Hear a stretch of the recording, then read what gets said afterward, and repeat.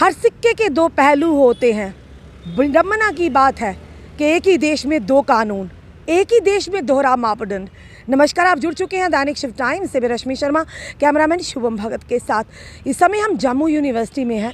कुछ दिन पहले की अगर बात करें, असिस्टेंट प्रोफेसर चंद्रशेखर जो साइकोलॉजी के प्रोफेसर थे, और कितनी विडंबना की बात है, जो दूसरों के दिमाग को पढ़कर उन्हें सलाह देते थे, उन्हें जीने की नई राह देखते थे, उनकी दिशा को बदलने में प्रयास करते, सही दिशा देने की, वही व्यक्ति ने सुसाइड कर लिया।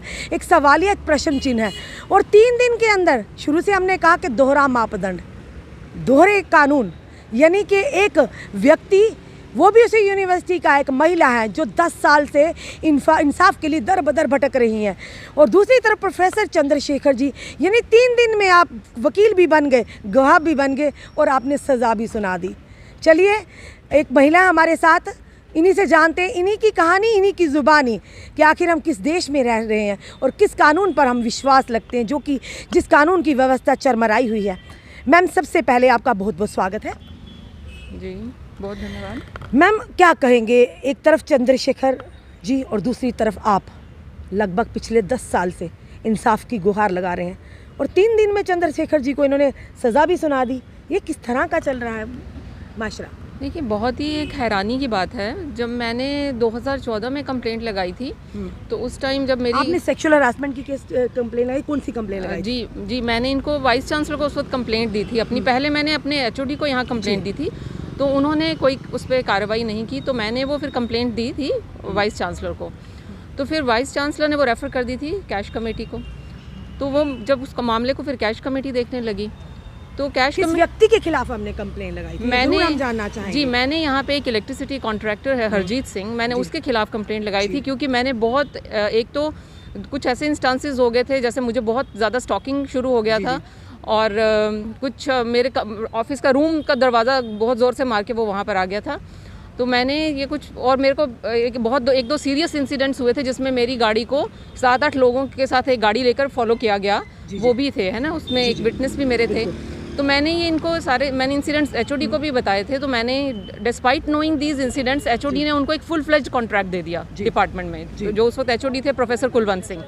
तो मुझे ये लगा, मैंने उनको कहा था, मैंने उनको एक वर्बल कंप्लेंट पहले दी थी, तो उन्होंने मुझे कहा था कि उस टाइम जो वाइस चांसलर थे प्रोफेसर ईशर, तो उन्होंने कहा था कि मैं उनकी नॉलेज में लाऊंगा ये बात। तो आई वॉज अंडर इम्प्रेशन कि उन्होंने उनकी नॉलेज में लाया होगा, लेकिन जब मैं देखा मैंने कि यहाँ तो उन्होंने पूरा एक फुल फ्लेज्ड कॉन्ट्रैक्ट दे दिया उसको। तो अब उसी व्यक्ति को जिसके खिलाफ उन्होंने कंप्लेन कराई थी, मैंने उनको तब तक ऐसे लोगों को सपोर्ट किया गया। यस, मैं उस टाइम तक मेरी कंप्लेंट उनको एक वर्बल थी, जो मैंने बताया था उनको। तो जब मैंने देखा कि पूरा कॉन्ट्रैक्ट ही उसको दे दिया गया, और मैंने इनको ये बताया था कैसे वो एक आदमी ने किस तरह की हरकतें की हैं, तो मैं हैरान हो गई इस बात के ऊपर। और फिर मैंने उनसे कहा कि मैंने यहाँ पे जब काम भी मैं शुरू भी हुआ, तो उस वक्त मैं अपनी क्लास भी लेने गई, तो वो जानबूझ के वो उसी क्लास के बाहर आ गए सब, वो काम करने के लिए भी, और शोर करने लगे। फिर स्टूडेंट्स ने भी आकर रुकवाया उस काम को। तो तब मैंने उनसे कहा भी कि ये, तो उसके बाद जब मैंने कंप्लेंट दी, फिर वाइस चांसलर को भी दी, इनको मैंने पहले दी, इन्होंने नहीं कुछ भी किया। फिर मैंने वाइस चांसलर को दी वो कंप्लेंट, तो वाइस चांसलर वो कैश कमेटी को रेफ़र कर दिया, और सबसे बड़ी बात है कि उसी कॉन्ट्रैक्टर को मेरे पास बात करने के लिए भेज दिया। उस वक्त प्रोफेसर RD शर्मा थे वाइस चांसलर। कभी भी लेडी के केस में ऐसा नहीं होता कि मैडम को जाकर आप माफ़ी मांग लीजिए, ये कर लीजिए, वो कर लीजिए, तो है ना, it was a question of actually safety where this. आपने पुलिस में दी थी कंप्लेन या यहाँ पे? पहले मैंने यहाँ दी थी, वाइस चांसलर को दी थी, क्योंकि हमारे यहाँ ये कैश कमेटी, जी, कैश कमेटी का मैकेनिज्म इसलिए होता है कि विमेन के लिए एक स्पीडी उनको मिले, और उसमें एक प्रॉपर प्रोसीजर है जो फॉलो करके उनको दिया जाता है। तो एज पर प्रोसीजर मेरी कंप्लेंट वहाँ चली गई थी। तो इन्होंने यहाँ पर कुछ भी नहीं किया। उसके कंप्लेंट देने के बाद भी 1.5 महीना तक यहाँ पर काम चला। मैं डिपार्टमेंट में एंटर नहीं कर पा रही थी। आप सोचिए कि जो आदमी दरवाज़ा तो करके मेरे रूम का ऑफिस का, मेरे ऑफिस का दरवाज़ा खोल के धड़ाम से अंदर ऐसे आ जाता है, उस केस में क्या एक लेडी वहाँ बैठ के काम कर सकती है? तो मैं उसमें अपने डिपार्टमेंट में 1.5 महीना एंटर नहीं कर पाई, और उस आदमी का काम चलाया गया डर से, परेशानी से। जी। और मेरा वर्क सफ़र किया, जो एक मैकेनिज्म बना एक लेडी को प्रोटेक्ट करने के लिए, रादर वो उसको प्रोटेक्ट कर रहे थे, तो मैं अपना काम नहीं कर पाई, मेरा काम रुक गया। तो 1.5 महीना मैं एंटर नहीं कर पाई अपने डिपार्टमेंट के अंदर। तो उसके बाद जब कैश कमेटी की प्रोसीडिंग चल रही थी, बड़ी हैरानी की बात है कि जो प्रोफेसर कुलवंत सिंह थे, वो उसी में एज विटनेस के तौर पर उस कॉन्ट्रैक्टर के विटनेस बनकर पेश हुए हैं। उनका नाम एज विटनेस रिकॉर्ड हुआ। उनको हालांकि एक HOD ने काम ठीक नहीं किया था, उनको तो एज एक्यूज लिस्ट किया जाना था ना उसमें, तो despite my writing to them कि he is an accused, a person who is not taking cognizance of my complaint, so he also becomes an accused, he is abetting him. तो उन्होंने उनको कहीं भी अक्यूज़ के तौर पर नहीं करते थे। उनका भी एक मैकेनिज्म रहा है पूरा मेरे डिपार्टमेंट में मुझे हरास करने का, जो मैंने एनलिस्ट करके उनको अभी बताना था कमेटी को, लेकिन कमेटी उनको अक्यूज ही लिस्ट नहीं कर रही थी डिस्पाइट माई रिक्वेस्ट। उन्होंने अब कैश कमेटी में एक मैटर चला गया, प्रोफेसर कुलवंत सिंह उस टाइम रिक्वेस्ट करते हैं कि मुझे एक और कमेटी बनाने दी जाए डिपार्टमेंट में इंक्वायरी के लिए।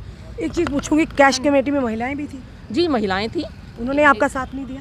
जी नहीं, मैं विडम्बना की बात, जहाँ पे हम मेल डोमिनेटेड सोसाइटी की बात करते हैं, हाँ। वहीं पर एक महिला ही महिला का साथ ना दे। जी देखिए मैं उस पर विश्वास करती हूँ कि अगर मैं पूरा आपको एविडेंस दे रही हूँ, वाकई में आप इस बात से सेटिस्फाई होइए ना कि आप एक एविडेंस पे मुझे देखिए।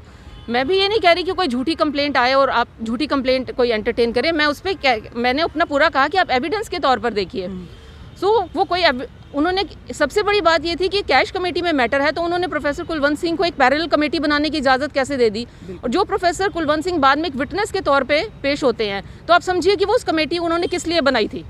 उन्होंने अपने ही लोग रख के एक तय किया था कि मेरे खिलाफ फैसला देकर तो वो मेरी और हरासमेंट करेंगे।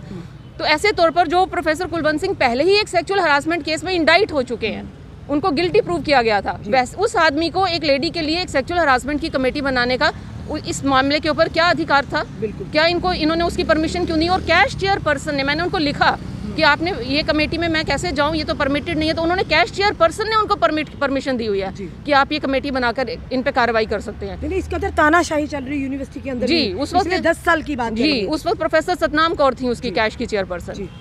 तो उसमें जब ये मेरा मामला गया, 3 मेंबर की कमेटी थी, उसमें प्रोफेसर ललित सेन, प्रोफेसर विश्व रक्षा और सरनप्रीत ब्रोका, वो उस वक्त असिस्टेंट रजिस्ट्रार थी। ये 3 लोगों की कमेटी ने मेरा उस वक्त केस सुना था। और उसके बाद मैं कुछ उसमें जो मेरे को कोई एक SMSs आए थे जो मेरे फ़ोन में मुझे ट्रेसेबल नहीं हो रहे थे, तो मैंने वो BSNL ऑफिस में अप्लाई किया था। तो मैं अभी उनसे रिप्लाई अभी वेट कर रही थी। तो इन्होंने मेरे से रिटन स्टेटमेंट तक अभी मेरा नहीं गया था इनको, है ना। तो मैंने उसके बाद मुझे कोई पूछ ही नहीं रहा था ना उस मैटर में, तो मैंने फिर यूं ही एक RTI अप्लाई की थी। मुझे लगा कि कभी इन्होंने डेट नहीं फिक्स करी कोई और हियरिंग के लिए, तो मैंने RTI जो लगाई थी, तो उसमें मुझे जब मैंने पूछा था कितने केसेस अभी फाइल हुए हैं और कितना उनका टाइम पीरियड और क्लोजर, कुछ मैंने डिटेल्स पूछे थे। उसमें मेरा केस रेफर था कि मेरा केस जो है वो 3 मार्च 2015 को क्लोज कर दिया गया था। हो गया हुआ, मुझे मालूम ही नहीं है। Oh my God. मुझे मालूम ही नहीं था। और at my back this case had been closed. तो मैं हैरान हो गई कि मेरे को तो मालूम ही नहीं है ना, मैं उसमें प्रॉपर्ली अभी मेरे को एविडेंस और सब चीज़ और भी स्टेटमेंट नहीं हुई कोई आपको पूछताछ? जी रिटर्न में मुझे देना था अभी, और मैं आई वाज वेटिंग कि वो जो डिटेल्स मुझे वहाँ से आ जाती हैं। ना किसी ने मुझे पूछा कि आपको इन्होंने मुझे कहा कि वो लेडी को ही दे दिया डिटेल्स, है ना। तो ना इन्होंने मुझे पूछा कि मैडम आपको क्या डिटेल्स आई, क्या हुआ, और इन्होंने डायरेक्टली मेरा केस क्लोज कर दिया। फिर मैं उनकी रिपोर्ट, जब मुझे पता चला क्लोज है, तो मैंने इनकी रिपोर्ट मांगी। मैंने रजिस्ट्रार थे उस टाइम जो, उनको लिखा मैंने, तो मैं लिखती रह गई। रजिस्ट्रार को लिखा मैंने, कैश चेयरपर्सन को लिखा, किसी ने मुझे रिपोर्ट नहीं दी। सो ऑलमोस्ट 1 ईयर मुझे लगा वो रिपोर्ट नहीं दी। फिर मुझे RTI में लेनी पड़ी। जब भी इनको हम कुछ डॉक्यूमेंट मांगते हैं, कोई भी चीज़ मांगते हैं रिलेटेड टू केस, तो हमको यही कह दिया जाता है आप RTI में लीजिए, आप RTI में लीजिए। दिस इज़ ऑल्सो, आप कोर्ट का डॉक्यूमेंट हमको मिल सकता है, कोर्ट में आप अप्लाई करते हैं, एक एप्लीकेशन देके डॉक्यूमेंट ले सकते हैं, बट इस जम्मू यूनिवर्सिटी की कैश कमेटी से एक डॉक्यूमेंट लेना, तो समझ लीजिए कि नेक्स्ट टू इम्पॉसिबल। वो आपको कहते हैं इन्फॉर्मेशन RTI में लीजिए, ये कौन सा, कहाँ पे, कहाँ रूल है। मैंने NCAW में भी कहा था, तो वो लोग भी इस बात पर हैरान हुए थे कि RTI में एक लेडी को इन्फॉर्मेशन देने के लिए क्यों कहा जाता है ना। तो फिर इसके बाद अभी तक क्या? जी उसके बाद मैंने फिर पुलिस में कंप्लेंट दी थी, तो पुलिस में भी वो एक इन्फ्लुएंस कर लिया इन्होंने, गलत सेक्शन लगवा के, तो उसको अपॉर्चुनिटी दे दी कि मैं स्टे लेने की कोर्ट में। पुलिस ने, है ना, इन्फ्लुएंस किया कुछ, जो पुलिस का जो इंचार्ज था उसको। उसके बाद पुलिस ने रिप्लाई भी दिया हुआ है कि हम उस गलत सेक्शन को हटाकर सही लगा रहे हैं, तो वो मैटर कोर्ट में भी अभी चल रहा है। लिस्ट 6 साल हो गए हैं उसको भी।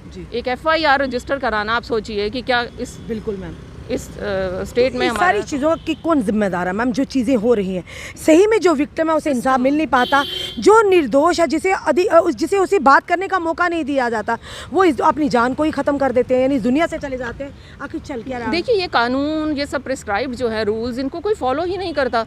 अगर उन चीज़ों को फॉलो किया जाए, वो बने हैं इसीलिए कि इंसाफ मिले किसी को, उनको फॉलो नहीं किया जाता, और ये रसूख और ये सब चीज़ें इस्तेमाल होना शुरू हो जाती हैं। I have gone there as a I expect in a justice to be done to me as a woman, as a citizen of India। ठीक है, मैं भी उस जस्टिस के मामले में मैं भी मुझे भी वो लॉ वैसे ही अप्लाई होता है जैसे किसी आम सिटीजन को। पर चंद्रशेखर जी के केस में जिन्होंने अभी आत्महत्या की, उनके केस में 3 दिन में किस तरह से, आप तो 10 साल से पीछे 10 साल से चप्पलें घिसा रही हैं, आप जा रही हैं। सोचिए कि उसके बाद मैंने ये जब यूटी बनी है हमारी, तो मैंने यूटी बनने के बाद मैंने एनसीडब्ल्यू, क्योंकि एनसीडब्ल्यू का ज्यूरिसडिक्शन एक्सटेंड हुआ, हमें तो वो भी नहीं था। तो यहाँ एक बड़ी और पहले तानाशाही और भी ज़्यादा थी कि हम नेशनल कमीशन फॉर वुमेन को भी नहीं लिख सकते थे, है ना। फिर मैंने एनसीडब्ल्यू में अपना केस भेजा, पीएमओ को भी पिटिशन दिया। तो एनसीडब्ल्यू को जब दिया तो एनसीडब्ल्यू ने उसका उधर भी इन्होंने कुछ इन्फ्लुएंसेस कास्ट करने की वैसे कोशिश की, बट स्टिल मैं गई वहाँ, हियरिंग मेरी एक फिक्स जब हुई तो मैं दिल्ली गई थी वो हियरिंग के लिए। वहाँ से उन्होंने कहा इनको कि आप इनका केस सुनिए, सुनते क्यों नहीं, आपको वाइस चांसलर को भी उन्होंने कहा आप उनको हियरिंग क्यों ग्रांट नहीं करते हैं। तो जब मुझे हियरिंग मिली तो उसकी एंट्री कहा, ऑलरेडी इन्होंने कहा था एंट्री रिस्ट्रिक्ट की है उसकी, है ना। तो वो जो एंट्री इन्होंने रिस्ट्रिक्ट की थी उसमें भी क्या था कि मुझे एक ऑर्डर दे दिया था कि हमने उसकी एंट्री रिस्ट्रिक्ट कर दी है, लेकिन एक्चुअली जब मैंने उसको वहीं अपने डिपार्टमेंट के बाहर देखा था तो मैंने इनको कहा कि वो तो this person is again here, how is here, है ना। तो मैंने कहा कि उसकी फुटेज दिखाइए मुझे डिपार्टमेंट में। तो सबसे बड़ी हैरानी की बात है कि सीसीटीवी उस दिन बंद थे। आप इमेजिन करिए, सीसीटीवी जब उसी दिन बंद है जिस दिन वो घूम रहा था वहाँ पे, वो सीसीटीवी बंद कर दिए जाते हैं। वो सीसीटीवी बंद थे यानी कि कोई मिला है उसके साथ जो सीसीटीवी भी बंद कर देता है। पूरी तरह से शील्ड किया जा रहा था उस व्यक्ति को जो वाकई में विक्टिम थी और वो कल्प्रिट थे। तो मैंने इनको सिक्योरिटी ऑफिसर को पूछा कि ये this person whose entry is been barred in the university, how is been inside. मैंने कहा आपके पास ऑर्डर होगा। वो कहने लगे कि ऑर्डर तो मैडम बहुत पुराना हमको मिला था, वो दो कुछ साल पहले का पुराना 2015 का जो एक पुराना रिस्ट्रेंट ऑर्डर। मैंने कहा अभी आपको रिसेंटली कोई नहीं आया रिस्ट्रिक्शन का ऑर्डर। अब क्या हुआ, वो प्रोफेसर कुलवंत सिंह जो मेरे एचओडी थे, उन्हीं के ब्रदर प्रोफेसर जसबीर सिंह यहाँ उस वक्त डीन स्टूडेंट्स वेलफेयर थे और इंचार्ज सिक्योरिटी थे। मुझे दिखाने के लिए वो ऑर्डर भेज दिया गया, लेकिन आप इमेजिन करिए कि वो सिक्योरिटी ऑफिसर को वो ऑर्डर नहीं दिया गया। जी बिल्कुल। तो उससे क्या हुआ कि मैं समझ रही हूँ कि वो उसकी एंट्री रिस्ट्रिक्टेड है, लेकिन वो आदमी घूम रहा है, वो घूम रहा है। क्योंकि वही चीज़ें आपसे जानना चाहेंगे कि 3 दिन में चंद्रशेखर जी की इंक्वायरी भी बैठ जाती है, उनको फैसला भी, उनको सस्पेंशन भी दिया जाता है, यानी किस वजह से कि रसूखदार नहीं थे, उनका पीछे कोई बैक नहीं था यहाँ पर उनको फेवर करने। आप सोचिए कि एनसीडब्ल्यू ने प्रोफेसर कुलवंत सिंह के लिए कंडेमनेशन भेजा। उन्होंने कहा कि हम इन एक्शंस को कंडेम करते हैं। वाइस चांसलर मनोज धर थे, उनको उन्होंने कहा, लिखकर भेजा, लेटर आया कि इनके अगेंस्ट 15 दिन के अंदर एक्शन टेकन रिपोर्ट भेजिए हमें। कुछ नहीं किया इन्होंने। फिर उन्होंने एक और लेटर भेजा, 30 दिन के अंदर एक्शन टेकन रिपोर्ट भेजिए, फिर भी कुछ नहीं किया। फिर बस मेरा मैटर अगेन रेफर कर दिया, वो जो यहाँ की उस वक्त की कैश कमेटी थी, उसकी उस वक्त चेयरपर्सन थी प्रोफेसर नीतू मल्होत्रा। जब मैं उनके पास जाती हूँ तो वो मुझे कहती है मैडम इसने तो अप्लाई ही नहीं किया है यूनिवर्सिटी में, है ना। और ये बात तो मैम आम चलती रहती है। वही मैम बार हम आपकी तरफ आ रहे हैं, यही तो पूछ ले रहे कि आपका इतना टाइम लग गया आपको अभी जस्टिस मिलने में, या आप लगातार दौड़े जा रही हैं, 10 साल से दर बदर आप हो रही हैं।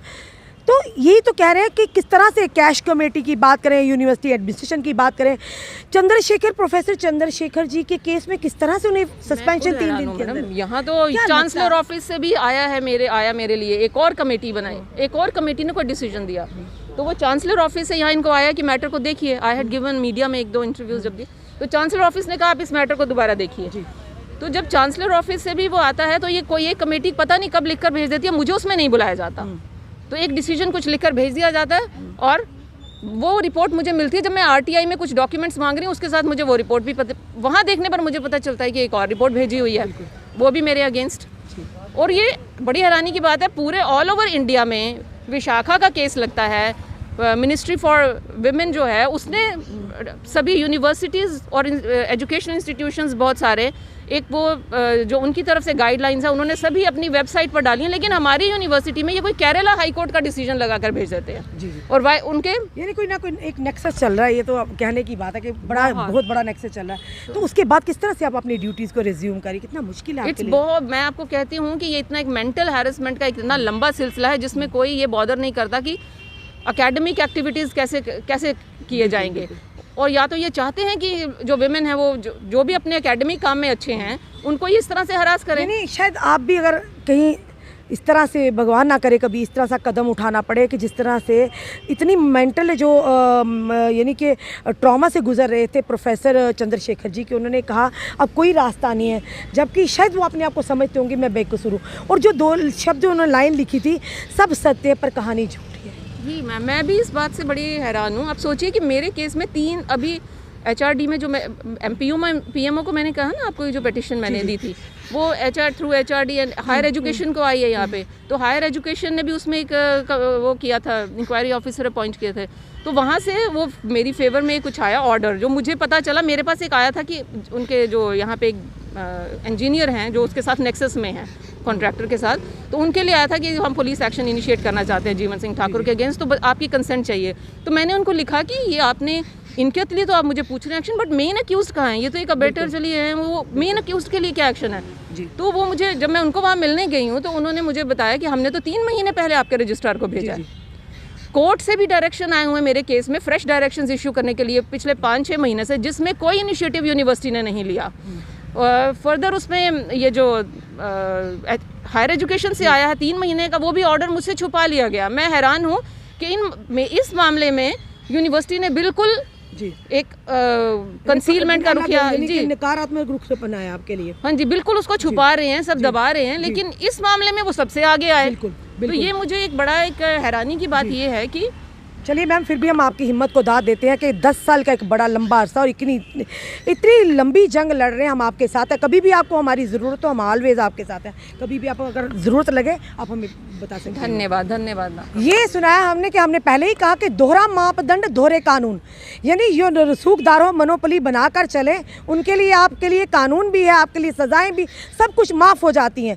पर जो लोग सच के रास्ते पर चले, जिस तरह से ये महिला हैं यहीं पे कार्यरत हैं, खुद सोचिए किस कदर लॉ डिपार्टमेंट की प्रोफेसर हैं, खुद सुनाए समझाइए, जो कि बच्चों को कानून पढ़ाती हैं, कानूनी दाव पे सिखाती हैं और किस तरह से आगे कानून के रास्ते को अपनाना है उन पर चलना सिखाती हैं। यानी आज वो महिला पिछले 10 साल से लगातार प्रताड़ना का शिकार हो रही है, मेंटल ट्रॉमा में है। तो खुद सोचिए हम अपने देश को किस ओर लेकर जा रहे हैं। ये बड़ा सवाल रहेगा।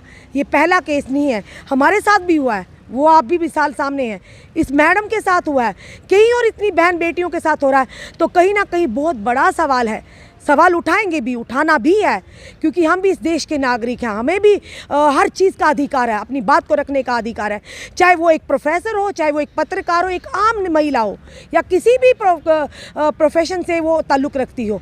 पर आखिर क्यों, ये बड़ा सवाल है कि आखिर क्यों आज के दौर में रसूखदारों को ही इंसाफ मिलता है, रसूखदारों को ही गलत करने पर उन्हें शील्ड किया जाता है। शायद काश अगर उन्हें भी, चंद्रशेखर जी को भी मौका दिया होता अपनी बात रखने का, तो शायद आज वो हम लोगों के बीच होते, अपने परिवार के बीच होते।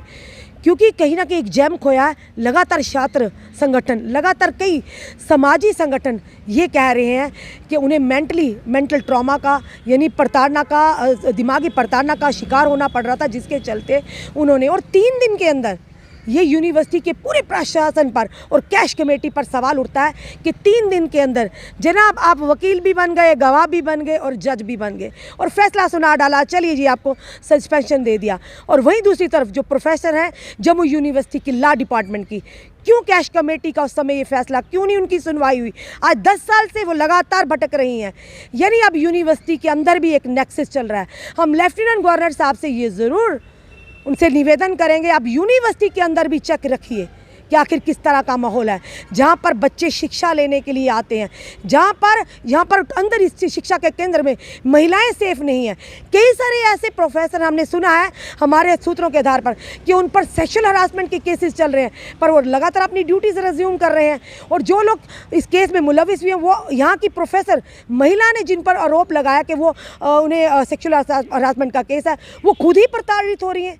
यानी हम किस ओर अपने देश को लेकर जा रहे हैं? बड़ी बड़ी बातें तो करते हैं हम, बेटी बचाओ बेटियां पढ़ाओ, पर आज भी वर्किंग प्लेस पर, चाहे फील्ड की बात करें, चाहे यूनिवर्सिटी के अंदर बात, किसी भी इदारे में बात करें, बेटियों को जनाब इंसाफ नहीं मिलता। और आज भी रसूखदार, चाहे बेटी हो बेटा हो, वो कुछ भी करें, उन्हें कानून भी शील्ड करता है, उन्हें पुलिस भी शील्ड करती है और एडमिनिस्ट्रेशन भी शील्ड करती है। अपने कमेंट, आपने सुझाव ज़रूर दीजिए, इस वीडियो को जितना हो सके शेयर कीजिए, और कभी भी आपको अगर दिक्कत लगती है, परेशानी होती है, आप हमें ज़रूर संपर्क करिए। जुड़े रहिए ऐसे हमारे साथ अगले अपडेट के लिए। जय हिंद, जय भारत।